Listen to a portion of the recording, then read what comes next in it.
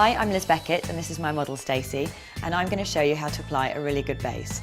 Now, skin prep is key, so you need to exfoliate 3 times a week and use a really good moisturiser. So for the great base, you need foundation, concealer and powder, and I'm going to start with foundation.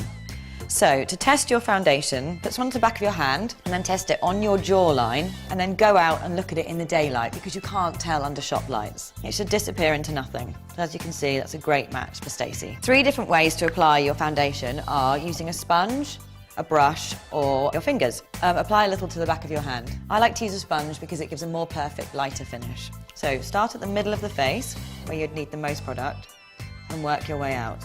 Use sparingly and only where you need it. Foundation's to even, not to cover. If you apply a little foundation over the eyelids, it makes a great base for eyeshadow. So next I'm going to apply concealer. I love these roll-on ones because they're really light and creamy and they don't dry. You can either put onto the back of your hand or you can apply directly to the face, which is what I'm doing with one of these. So apply to the darker areas of your face, so under the eyes normally, often around the nose and a little bit on your chin. And then take your fingers or sponge or brush and just pat it in. If you pat lightly, then you won't dislodge the concealer. As with foundation, be careful not to get it too near the fine lines around your eyes as it will only enhance them. Often there's a little bit of darkness above the eye, so you can just work the concealer in there as well. So for these areas, use a lighter concealer, and if you want to cover blemishes, use something slightly heavier. So lastly, I'm going to apply a very light dusting of translucent powder.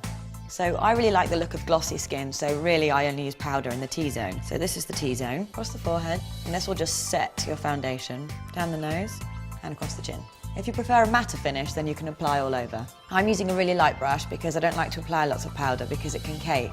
And lots of compacts come with these pads. I would really avoid using those because you will just cake up your foundation.